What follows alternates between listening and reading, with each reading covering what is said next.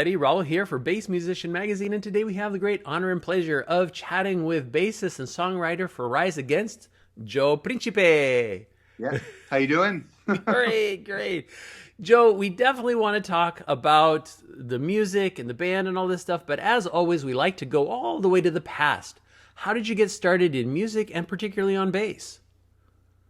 So it's interesting. I got into music, and rock music at a very young age from my cousins. They lived next door to me, and they would listen to like AC/DC and Black Sabbath and Van Halen, of course. So I was fully submerged in those. Kiss was my all-time favorite band because when you're a kid, not only is the music really cool, but their makeup was like, they were like superheroes to me, you know? And then I would say right around fourth grade, a little about fifth grade, my sister, who's 5 years older than me, got into punk rock. And I went into a room and I stole some cassettes. And I would listen to them. And I didn't realize what I was listening to. I thought it just sounded funny and really interesting. And because it was so fast and aggressive, I just was drawn to it. So I got away from the classic rock thing and got more into punk rock. And around the same time, I started skateboarding. So punk rock and skateboarding, they went hand in hand. And that's how I found out about other bands. But the very first punk rock bands I heard that were super influential were the Dead Kennedys, the Circle Jerks, Suicidal Tendencies, Ramones, of course. And again, all those bands, at the time, I didn't realize, but they all had such unique bass styles, right? So cut to like maybe freshman, sophomore year of high school. At that point, I had never picked up an instrument, with the exception of figuring out a power chord on an acoustic guitar that was at my house, like just sitting in a corner. Yeah. So one day I picked it up because I wanted to learn like a Ramones song or just how they play a power chord. And then I was like, oh, that's easy. That's interesting. Like, I'm going to keep messing around with it. And a year later, I was skateboarding in my friend's yard, and he brought his little brother by, and his brother was starting a band, and he asked me to play bass in his band. I had no intention on playing bass guitar, and I fell in love with it immediately, and I just took to it very quickly. So that's how I started. It fell into my lap, basically. Now, are you self-taught or did you pursue lessons? Always, so straight up self-taught. I'd always kind of had the lessons thing in the back of my mind, like, oh, I should do this.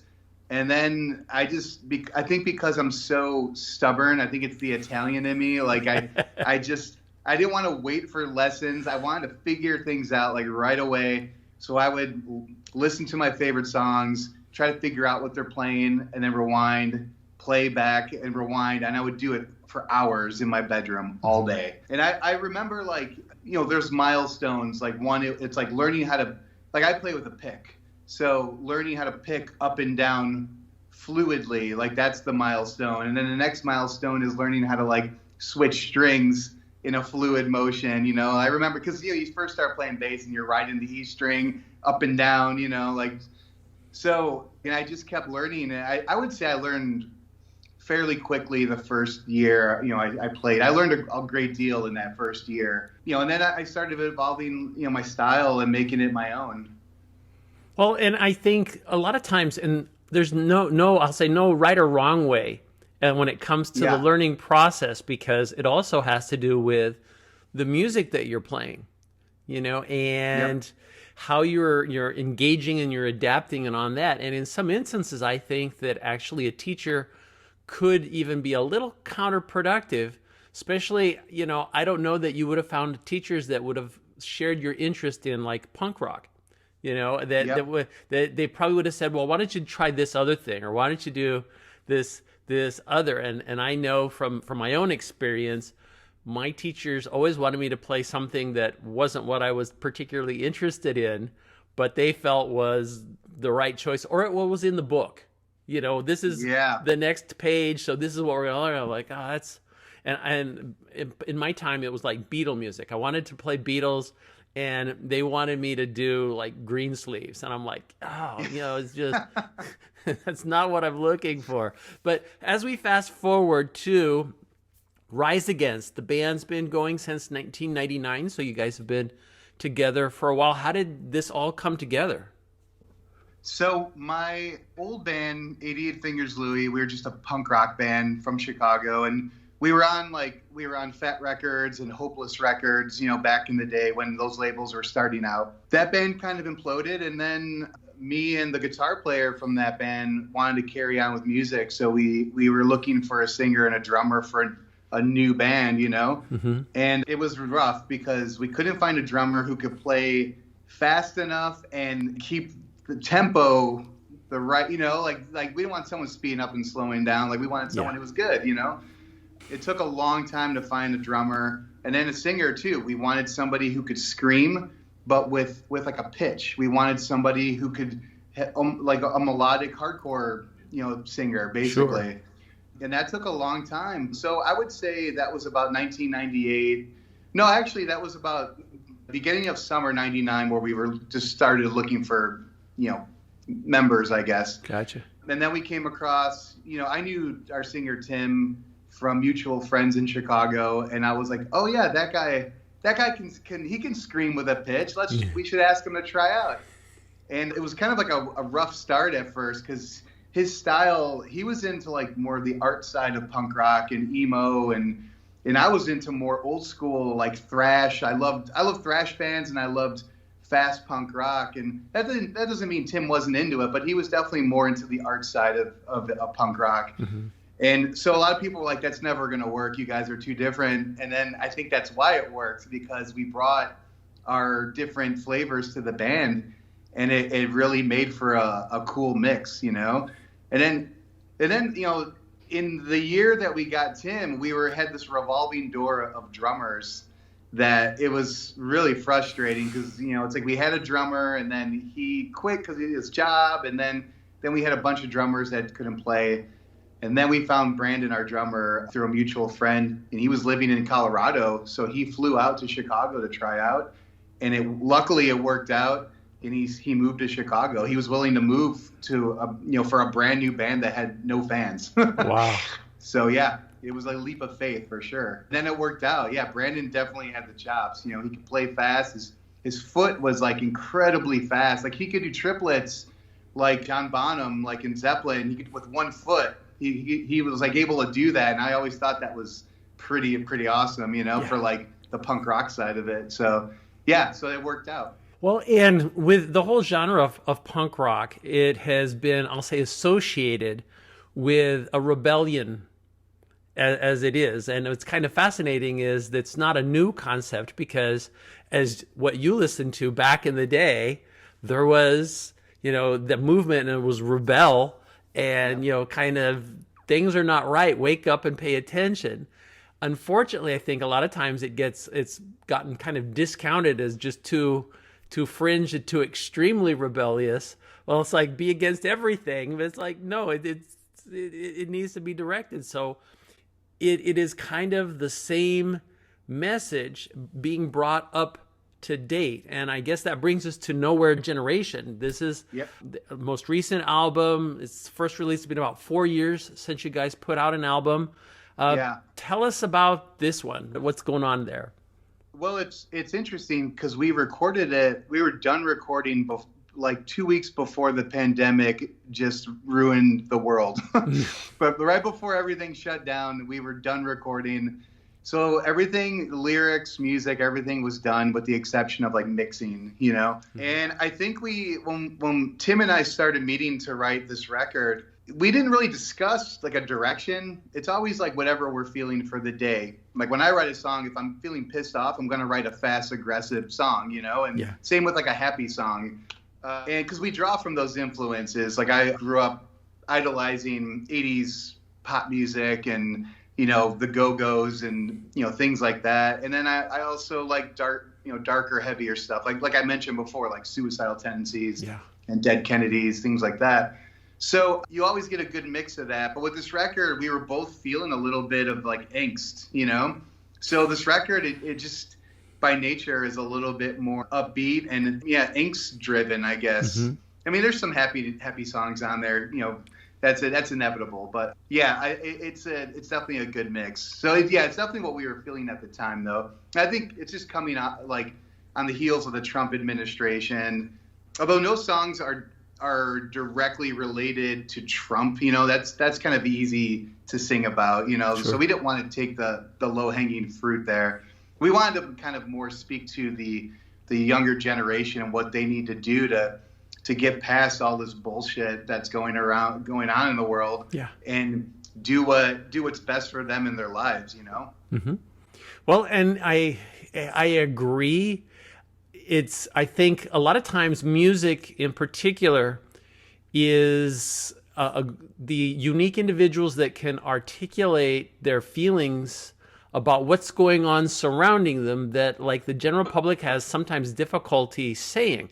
And that's true whether it's like with love songs. I mean, how many people can come up with an articulate way of saying something nice to the young lady that they're in love with? However, somebody that had lyrics, you go, oh, that's our song. That says what I want to say. And there it is. And in this instance, it is, I think, certainly the boiling point of much frustration, as we've seen more so with the prior administration. Not a unique thing, because if we go, I guess, into archives and even looked at the times of ancient Rome, you'd have them writing about, rebellious youth that doesn't want to do what we want them to do. And are causing all the problems. They're the source of our issues. But as we fast forward to current times, there was so much, I think, just misinformation and so much pandemonium that a call to action to this segment of the population, to young people, to instead of let's not just complain about it, get involved, do something. And this is, it's like take part, and that's my children are 12, 10, and 7 years old.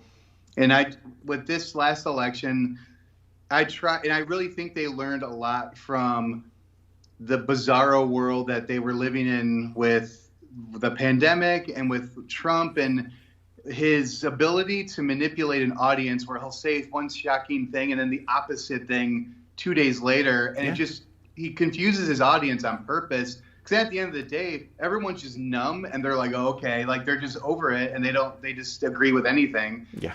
At least generally speaking, not everyone fell for it, but some people did fall for that. So, but my kids realized the importance on, especially voting in local elections, how that directly affects where we're living, the community, because they didn't, even when I was growing up, I thought okay, the presidential election, that's the one you vote for. These local elections, it doesn't matter. But it's the opposite. Well, not the opposite, but is equally important. Equally important, yeah, because that's what you're facing every day, So at least they learned that. They learned moving forward, when they're old enough to vote, they're going to take part, So I wish I had that growing up. I think growing up in a traditional Italian household, I was raised to keep world problems like away. Like the kids weren't at the table when the adults were talking about things, in a serious manner. Sure. So I didn't know any better. I just thought like, oh, everything's fine. Like, and I guess when we were growing up, things were definitely a little bit easier to take than they were, the last 4 years or so. But it's nice to be knowledgeable no matter what age, so I try not to shelter my kids from anything. I hear you. Well, and I think as we look back through time, there's always been stuff happening, but I think that the public was less aware of it, and again, it kind of goes back to the media and how we were fed information, and we saw things from a perspective. And the same is true with the music industry as well. Labels controlled what we were hearing. And absolutely. I had the good fortune at a fairly young age to actually live outside of the country for a while. And all of a sudden, there's all this music that I had never heard before.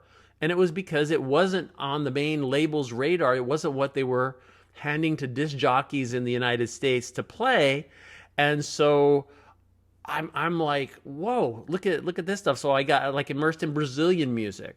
There's a Oh yeah. huge amount of Brazilian music and amazing musicians, and I wouldn't have known. And so like my CDs, collect things I collected from the day, they're in Japanese because the label that picked it up was Sony Japan, even though they're Brazilian performers, and I can't understand anything on the cover, but I can see a face and I go, oh, that's Javan Caetano. I know this guy. So I knew kind of what to expect. So it's kind of wild. But back to Nowhere Generations, in particular the title track, you work with Tim McIlrath. Yeah, it is McIlrath, but he's a lot of people say McIlrath, but it is pronounced McIlrath like properly. Yeah. Linguistic challenges all the time, but you have like mainly the musical side of it with the music patterns, and he does a lot more of the lyrics, if I'm not mistaken.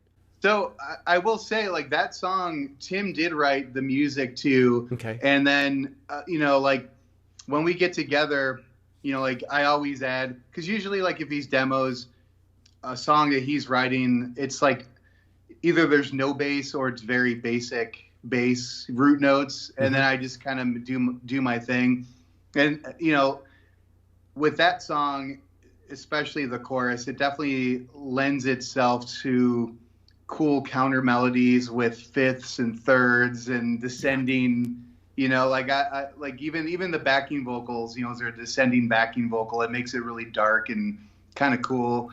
And I always play to fifths, thirds, fourths. I always play it on bass. Like I just love the counter melodies, and that's really from growing up with, there was like a local Chicago punk band in the 80s called Naked Ray Gun, and the bass player Pierre Kesdy, he always played like counter melodies, and I didn't realize at the time what was making that dissonance and this like almost like blue collar industrial dark feeling. I didn't realize what was making that sound until I started playing bass more and more, and I was like, oh, he's not playing the root note, he's doing these other things.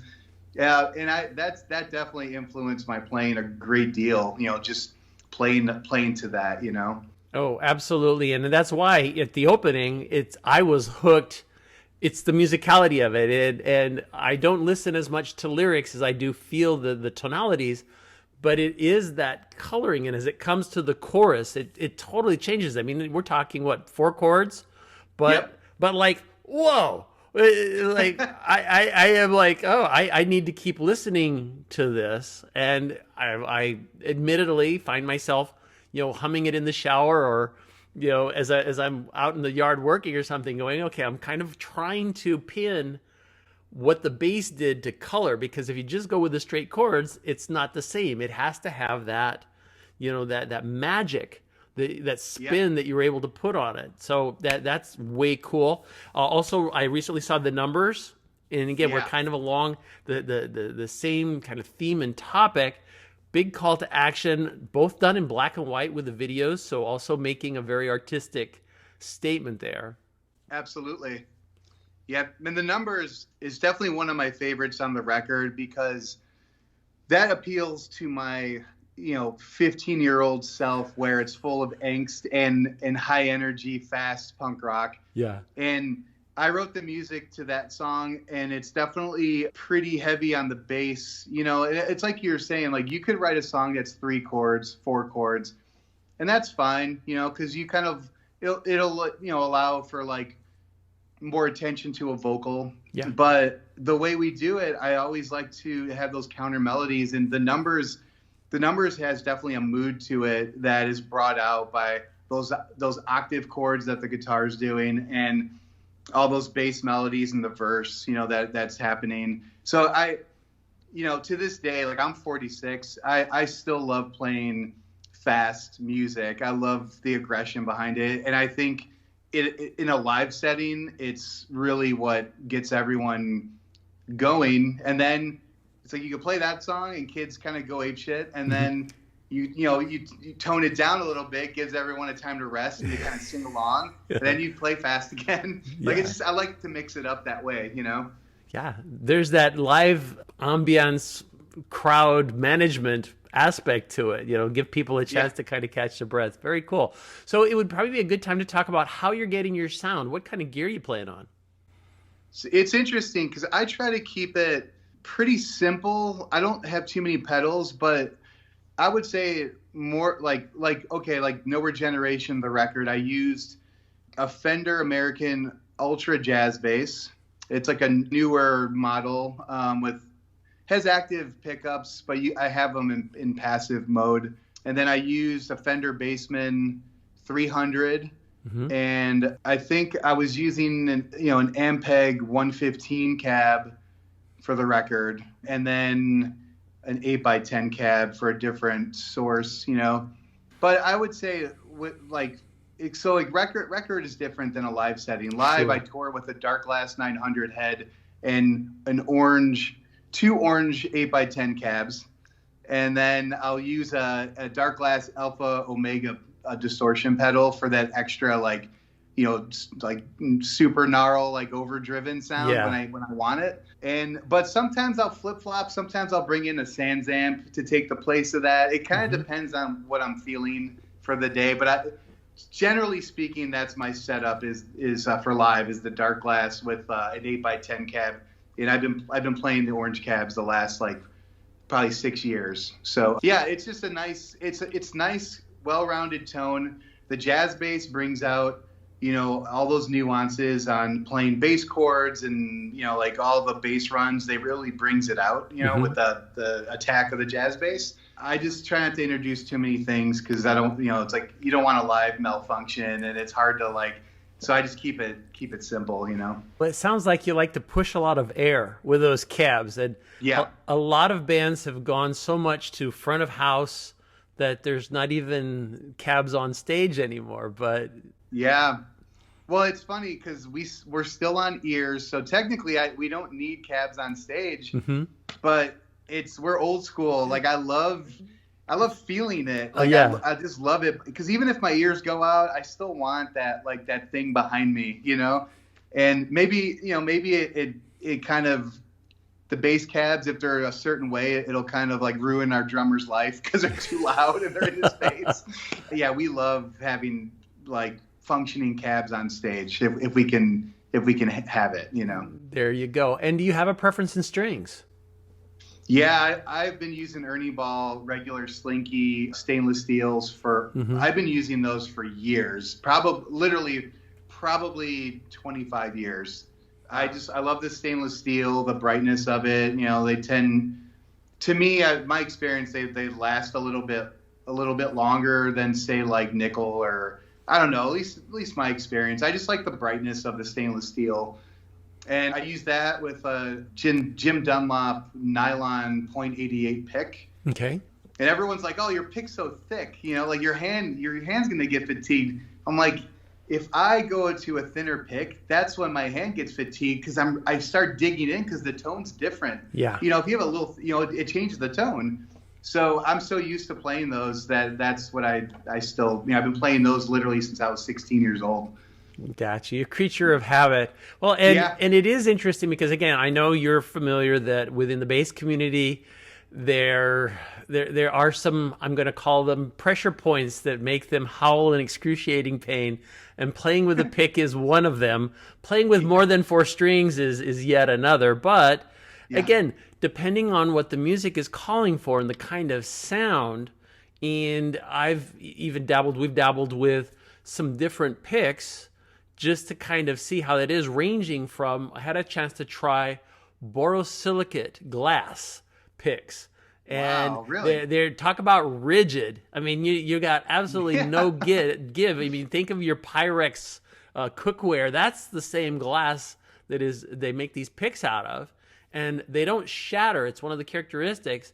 But you've got an incredibly stiff kind of pick. And then most recently, we looked at some attack picks. And what's interesting about them is they have grips on the pick itself. So it actually kind of grabs the strings. So they're not flush. Oh, what? Really? Yeah. So it alters how your sound, how you're getting your sound. But we'll get away from the realm of picks, because already I'm sure the people are going, oh, finger funk, and forget about the pick stuff. We don't need that. One last part of your sound chain that often gets overlooked. Do you have a preference in instrument cables? We've been doing wireless units forever. Gotcha. And it's kind of one of those things, like we're on Sennheiser, and I don't even remember what model we're on, because I think we upgrade every like 2 years, or, just because when you're in a live setting, you kind of you need it to work. Sure. And you don't want interference from other, frequencies. And so we upgrade it, pretty frequently. But I know, like, speaker cables, we try to use we do use high quality. I actually don't know what we have, because we've been off the road for so long. Sure. I'm not even sure what's functioning anymore, like from the last tour, like with things that broke. Yeah. I know, like with patch cables, I'll use, like Ernie Ball has those flat jack patch cables. I'll use those. Like those work pretty well for my needs. Yeah, that would be it. The last month I started, like I mentioned, in a live setting, I played the 8x10 cabs. But the last month in my basement, I'm looking this way because all my amps are over here. Yeah. I started playing like a 115 exclusively. I have an orange 115, and it's vented, and it's kind of all I need, seemingly. Like it's like it has like this really cool attack brightness to it, but it has that bottom, and it's doesn't take up a lot of space. So I don't know. I might bring that on the road with me when we start touring. Yeah. Well, and as you're mentioning touring and stuff, I know we're coming hopefully on, I'm going to call it the tail end of the pandemic. A lot, we're getting more and more vaccinations. Hopefully we can encourage more people to be part of that process to allow for live venues. And, it's like, as a reward, you get your vaccine. You may not have to wear your mask in a venue anymore, So let's kind of do that. But what plans? And I'm seeing bands starting to announce tours and getting back out there, mostly kind of in the fall. So they're still being kind of cautious. But what plans do you guys have for the future? So we just announced our United States tour starts July 27th, and it goes through August 27th. And right now, most venues will be open 100% capacity by the time we go out on the road. So we're doing that. We kind of have to wait to go overseas, in Canada, because just where they're at, with the vaccine. And so you have to wait for people to catch up or do what they need to do to make it safe to open up venues. But we're ready to go. We're really excited to get going on this North American or this United States tour. I can't go to Canada yet. Yeah, they won't let us in yet. Yeah, exactly. I don't blame them. No, I'm just kidding. No, so yeah, we're just getting ready for that, and to get our heads wrapped around getting back on the road. It's definitely, it's been nice to be at home, to be with the family and help my kids through e-learning and all that. But sure, I'm ready to get back out there and to make some loud noise, Mm-hmm. Very cool. Well, and if people want to know what you guys are up to, the best place to look is riseagainst.com. Yeah, that is perfect. Yeah, all the information is there. Links to like all of our social media, are on the website. Yeah, and that's the most direct way to get the information. Got you. And then on social media, the @ Rise Against pretty much finds you as well. Yeah, exactly. Excellent. Well, Joe, we appreciate you taking time to chat with us, to tell us your journey, your story. Very excited about Nowhere Generation. I hope it reaches the ears of many people to stimulate them and motivate them to be part of the solution, and that involvement is the initial part, instead of being indifferent and going, well, that's not my problem. So again, it is a call to action. Folks, you've seen him here, Joe Principe on Bass Musician Magazine. Thank you so much.